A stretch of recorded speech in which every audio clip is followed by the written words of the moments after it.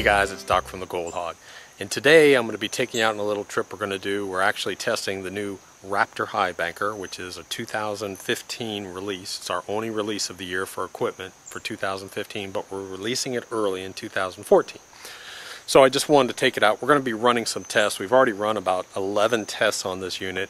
I wanted to take it out and do a field test and get a feel for the run rates, which we've already done, but I want to do it sort of live. So we're going to run that. Then I'm going to go ahead and I'm going to talk to you a little bit about testing, and testing in a little bit different way. So the main point about this video I want to get across to people is understanding how important testing is when you're actually running. The other point that I want to get across is that you have to test in relation to the way that you're going to be running and the equipment that you're running. As an example, if you're out running a 5-6 inch dredge, you're going to test a lot differently than you are if you're running a small highbanker, let's say, because you're going to be running different material more than likely. Now this testing and what I'm talking about today really doesn't apply to everyone. It really doesn't apply to people that are crevicing for bedrock, let's say, maybe working old riverbeds. This is for the average prospector, I'll say, that is going to be running river gravels. So in other words, you go out to a creek, you go out to a river, and on the side of the river you've got this gravel situation, and you're digging in those gravels. And that's what a lot of people work. So that's why I wanted to sort of specifically focus on that. I want to talk a difference about river gravels and deposits and lighter deposits and temporary deposits, as I'll call them, versus more permanent, such as hard pack and bedrock. But I constantly stress this to people. One thing that you have to do is you have to test in relation to what you're running. So you don't want to be testing material that you're not going to be run. If you're going to be digging this whole bank, you're going to be doing river gravels all day, well then test the river gravel. And also, probably one of the most important points is test when you go out.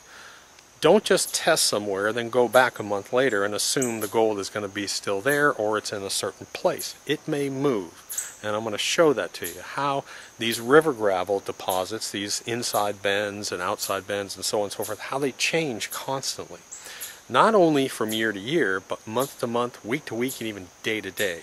We've got this crazy corner I call crushing corner, and it gives us the opportunity to show just how much some of these deposits can change. When you're looking at bank lines, shorelines, and deposits, they constantly change.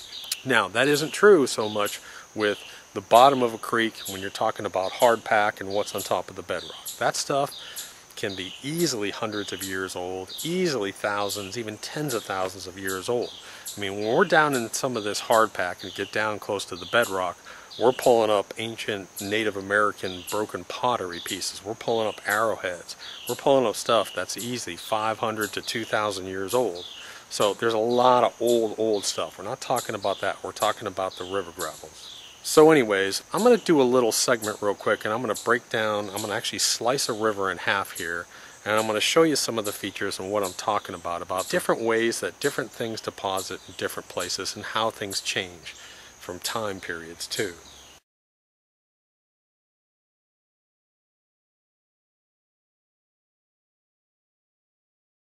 Okay guys, so bear with me a minute and I'm going to walk you through this little example. This is a picture, this is a cutaway of the creek that we'll be working.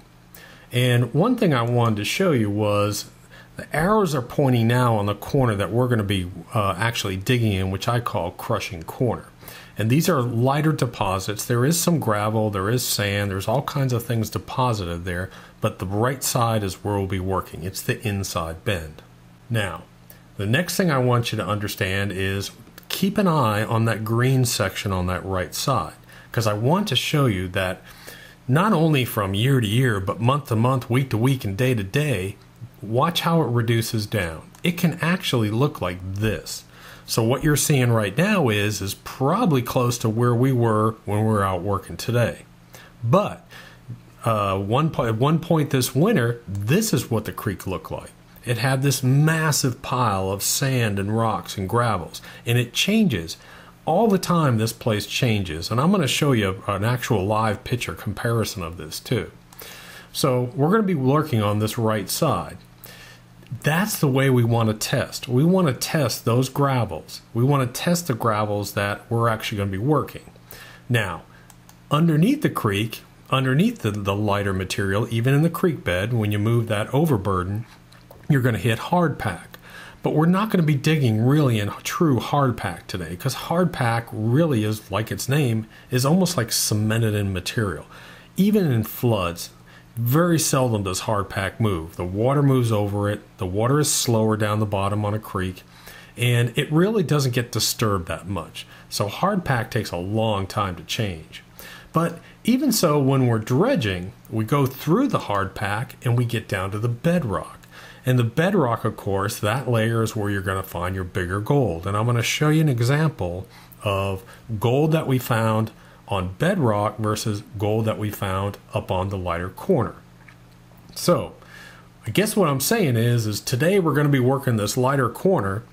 We're going to be finding finer gold. We know the gold is going to be finer, but this is the way a lot of people work a highbanker. They go out to a river, they go out to a creek, and they're digging these lighter temporary deposits. These temporary deposits constantly change. Again, they can change every single day if there's big storm and big water movement. You never know what's going to happen. So you want to test constantly. Test every single area that you're going to run and make sure there's good deposits there. Okay, so I've got another video online that was kind of a product video, which I really don't want to make this a product video, but I want to show the Raptor running. We're running it with a 2-inch pump, even though the unit runs on 1.5. I necked my 2-inch down just because I can run this pump at idle and neck it down and put a gate valve on here. But this unit runs on a 1.5 pump system, and here's the Raptor. So this is, for the first time, it's the one thing we were missing in our product line. And I hate to say normal, but this is a normal size highbanker. When you think of a highbanker, this really is, I think, the size that people think about. So we have a Mini, which is a 17-pound, real small portable unit. Then we jump up to the Viper, which really is kind of a beast. It's a big, full-size unit. But this unit, the nice thing about this unit is this unit is fairly small. It's I've got a video on, but another video online showing it, but this unit completely assembled will fit inside of a truck. So I can put this inside of a truck. The other thing is I can take this unit and I can actually lift this unit up and carry it all by myself, completely assembled. I'm going to show you a clip of that too, where I actually have it inside my truck and then I actually pick it up and carry it myself. So this unit, real nice. Now I will make one note. Today I'm running it, and we're running it with these header box flares. These header box flares do not come standard with it. If you're bucket feeding a unit, you really don't want the flares on there, or at least all of them. But if you're going to shovel feed this unit, you'll probably want the flares, and you can just add it if you're going to order the unit. Anyways. So anyways, it uses a 1.5-inch hose. Normally I have a flex hose here instead of just a lay flat because you don't want kinks.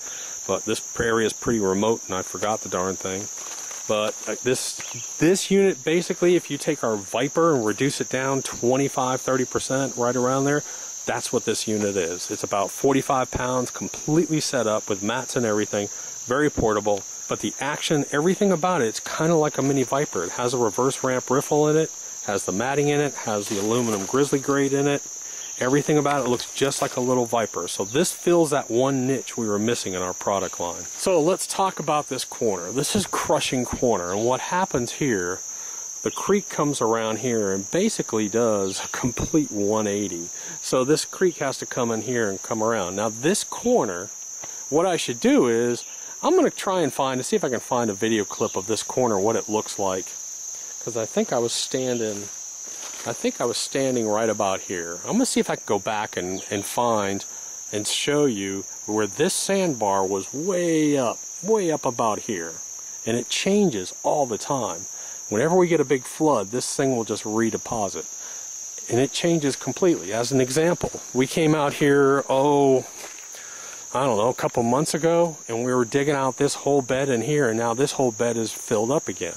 Same thing, we were digging back down over in here, some of that area is filled back up. So I don't know what the deposits are, so I'm going to do some testing piece by piece by piece and actually go through here and test it. Alright guys, so we're up here, and what I'm doing now is while we're running, I'm actually testing material as well.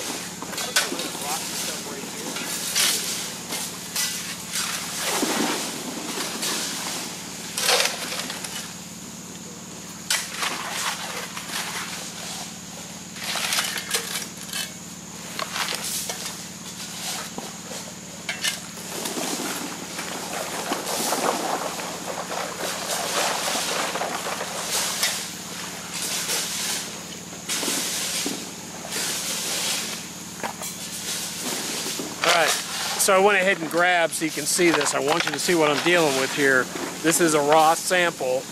The other one basically was all sand. This one has a bunch of gravel in it. So now I'm going to take this over, work it down in the finishing pan too.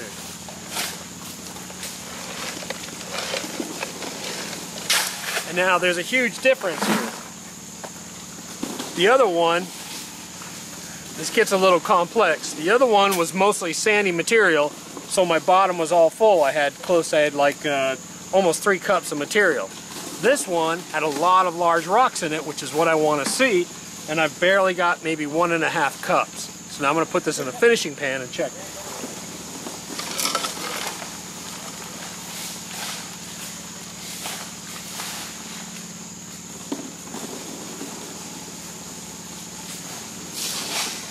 Now this one's much better. Alright, so this one's much better. I had a lot more black sand in it from that one pan, and I've easily got 1, 2, 3, 4, 5, 6. I mean, I've easily got probably 7 or 8 colors in this one pan from that one pan full. So he was up over here working the sandy part. Grab the hog pan, tested it real quick. Bad, not good. Come over here, this whole area is much better over here. Alright, so what I wanted to show you today was basically that this unit, even though it's a small size unit, we wanted it to be able to run over 100 buckets an hour. I'm talking buckets because that's what people understand. So, I've got 1, 2, 3, 4, 5 people out here digging, and I've got 1 Raptor.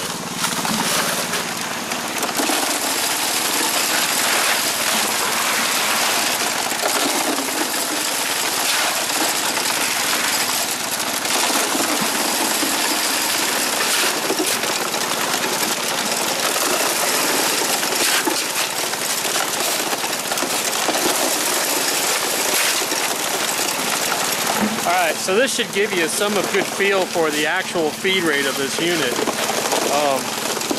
We had Red, one person feed this unit, and we had too many diggers. And Red couldn't keep up. He couldn't keep up feeding the unit. So now I've stopped and I put 2 shovelers on the unit. So I got 2 guys feeding this unit non-stop, one after the other, and then I've got 1, 2, I've got 3 guys digging. So now I've sort of balanced it off, so we're going to continuously feed this thing. So we're hitting 100 buckets an hour of actually probably digging and feeding. That's the beautiful thing about this unit. It's fairly lightweight, it's fairly small, very portable, runs on the small pump, yet it's not just for one person. It's a great unit for one person. But you can bring out, I wanted to show that you can bring out 3, 4, 5 people and run this unit and still perform really well.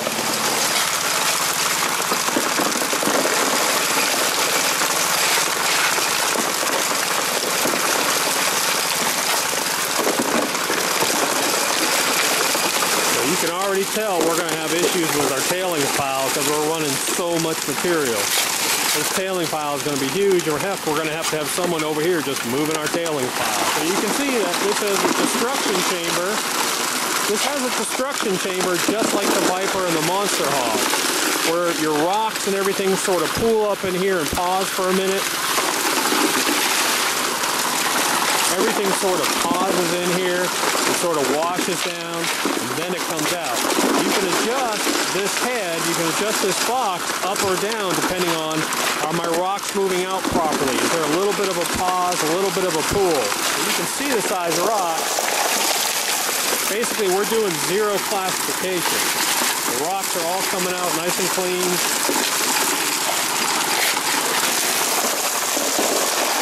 We deal with vegetation, we're dealing with sticks, we're dealing with all kinds of stuff. It's a beautiful quartz. This is just all quartz rock in here. That's what I love to see.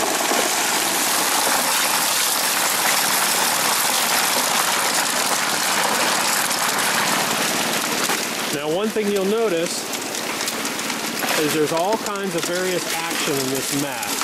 Hey Rick, hold up one sec. What I want you to show is the water is dirty. dirty, and now all of a sudden it's clean, and you're going to see dancing particles all in here. Trying to find some particles so you can see them dancing in here.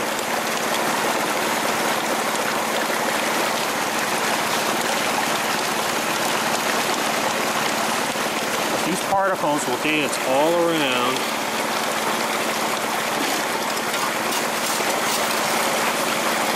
And that's what I want to see. The other thing I want to see is I want to see different areas.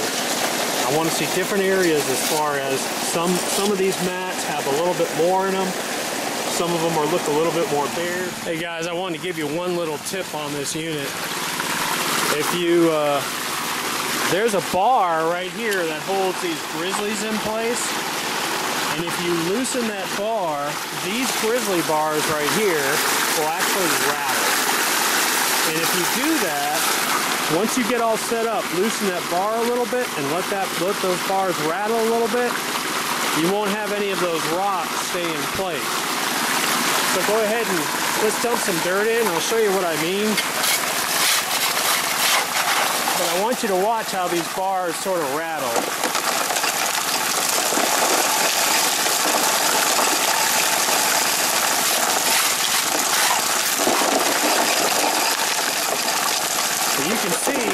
You can see how the big rocks actually make them rattle. And when the big rocks make them rattle, all your small rocks, if they get stuck in between the forks, will actually come off.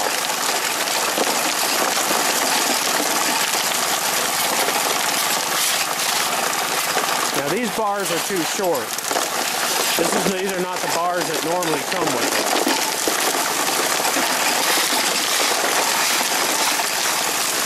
But it's kind of like putting a vibrating motor on this system. You can reduce down your water flow a little bit, and the bars will still sit there and shake, and rocks will fall down these bars when you loosen that bar up. It's really cool.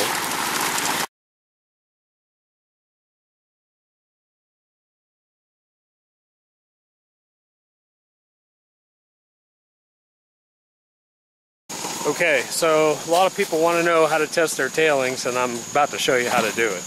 Okay, so I went ahead and I grabbed the hog pan.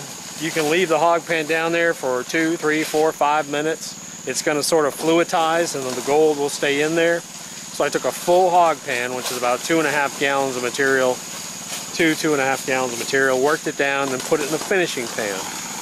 And I know that every shovelful of this dirt has gold in it, but you can see that I'm not seeing a single loss out of that Raptor. I mean, not even one. I will have one. If that unit runs... Let's talk about mining math real quick, because a lot of people don't understand it. If you have a unit that's running 98% efficiency, and you're putting through 10,000 pieces of gold every 10 minutes or so, what's 2% of 10,000? Do that math. Get a calculator, do that math, and figure out every 10 minutes at 98% efficiency or even 99% efficiency, what number should come out of the end of your sluice.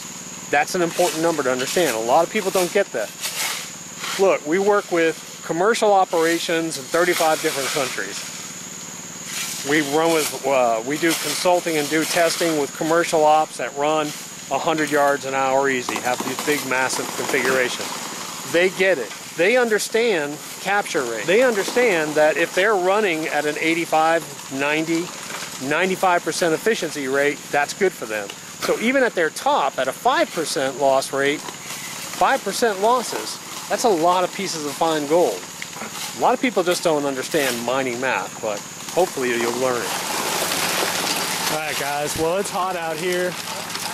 They've been running for about an hour, so I'm going to shut them down and show you how I actually just stop this and actually clean the mat out.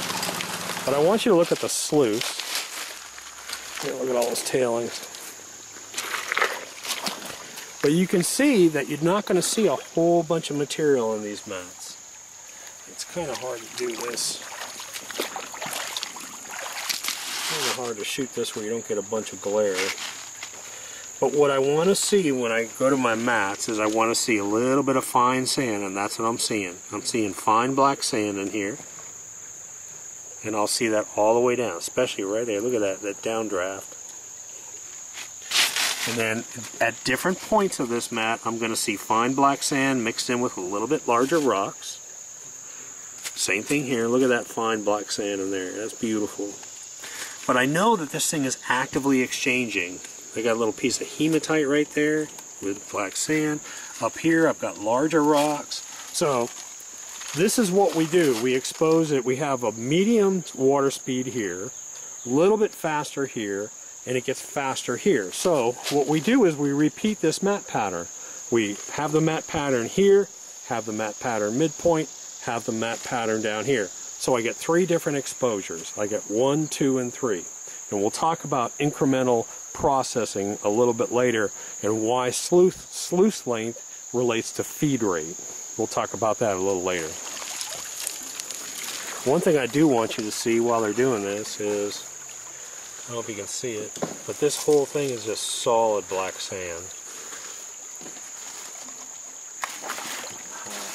How I can get this shot for you. But this whole thing back in here, this whole area right in here where our sluice is exiting, it's just full of black sand back in here. You can see it streaking away.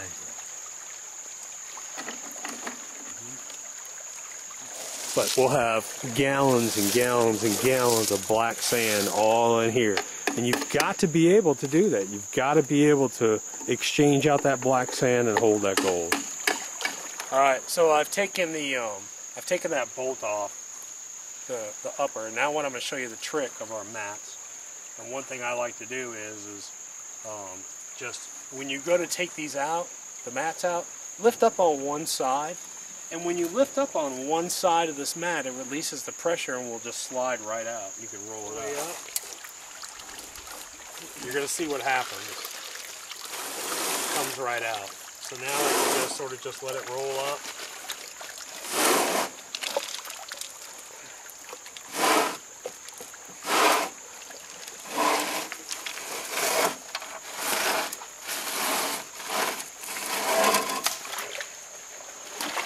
And now I've got my mat going.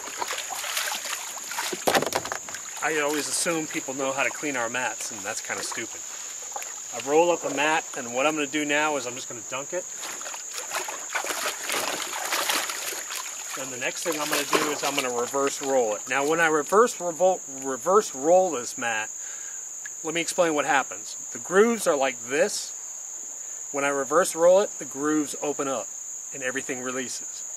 So you reverse roll it one way, then you reverse roll it the other way, because this side's going to be real tight. So when I reverse roll it, this side's going to be tight, and the other end's going to be kind of loose. So I'm going to reverse roll it one way,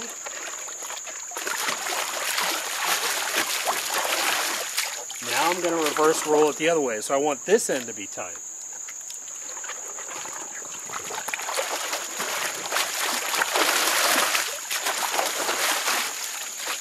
And then I can look through here and check, and my mat looks clean, so I'm ready to go. A lot of people ask, how often do you shut down? And for me, it's whenever I want to take a break. If I got to refuel an engine, or if we're tired, I got a bunch of wimps out here with shoveling that can't take the heat. That's when I'm going to shut down. I'm going to shut down whenever I run. I might run 2 hours, 3 hours. You don't have to shut down. But because the matting is so quick to clean, it literally takes 4 minutes to clean a mat. Why not shut down and make sure it looks good? That's what I'm saying. If you want to run for 12 hours straight on a single mat, go right ahead, you can. We have commercial ops all over the world that do it now. They're running 12-hour shifts on our mats. They're running 100 yards an hour, and they run it, and then they stop and clean it out. Do what you want. Alright, so here's one of the benefits of not just this unit, but our matting altogether. We ran probably, I would say we ran close to an hour, so we ran maybe 100 buckets. So, and this stuff's real heavy. If you want to do it by ton, you're probably close to 2.5, I would guess, probably 2.5 tons. This stuff's real heavy. A lot of black sand and it's wet. But this is the total amount of cons that I have after running 100 buckets. It will not change. You'll have the same amount of cons whether you run 50 tons of material or 1 ton of material through this unit, that's the amount of cons you're going to have. That's kind of nice. You can pack that out real easy. Alright, so I just took a quick test sample of the cons. Let me get into a little bit of shade here. What I'm talking about. So that's what I'm talking about. This corner is nothing really but super fine gold in it. There's one little piece right there. It looks like about a 20, but the rest of the stuff, 50 mesh and down, 50 mesh down to close to, 200, 300 mesh gold we're dealing with. It's not a lot of gold. This corner doesn't hold a lot of gold, but what it holds is small and fine. Okay guys, so I had time finally to work some of this stuff down, and I'm going to show you 2 different pans. This is from about the 2 hours that we ran on that corner, and you can see the type of gold we have here. A lot of super fine gold. There's a ton of gold in here that's below 50 mesh, a lot of 100s, a lot of 150s, and a lot of 200 mesh gold. It's hard to sort of separate it out for you.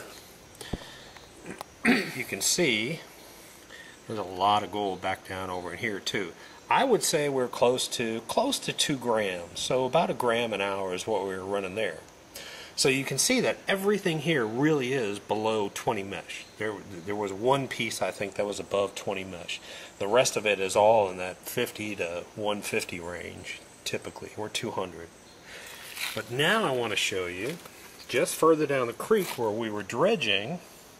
I want you to look at this. Now we are on bedrock here. So we were going through the hard pack and we're going into the bedrock and cleaning off bedrock, and you can see the gold in here. Yes, there's still a lot of fine gold. There's still a lot of fine gold in here, but you can see that I've got, because of hydraulic equivalence, this bigger gold is going to be sitting on the bedrock. And when I test bedrock, I have to punch through to the bedrock and test down to bedrock. Over here, I'm testing the ground that I'm working, which is going to be those bank run gravels, that looser stuff. So I'm testing the way that I prospect. When we're out running a high banker and we're digging river gravels, I'm going to test that. When we're running dredges and we're going down to bedrock, I'm going to test the area. I'm not going to rely on what's on the shore. I'm going to rely on what's on the bedrock. Real important tip to understand. So anyways guys, thanks for coming along today. I wanted to show you the Raptor, but I also want to talk about testing. I really want you to test the way that you prospect. If you're running, test the exact areas that you're going to be running. Don't rely on what you think is there or what was there a month or 2 ago that when you were there. It's so important. If we had run that upper corner, we wouldn't have found anything for gold. It had very, very little gold. But because we tested, and we worked on the hot spots, we did fairly well, considering we were just running river gravels on the side there. So anyways, thanks for coming along. Doc at the Gold Hog. If you have any questions, just go to the website.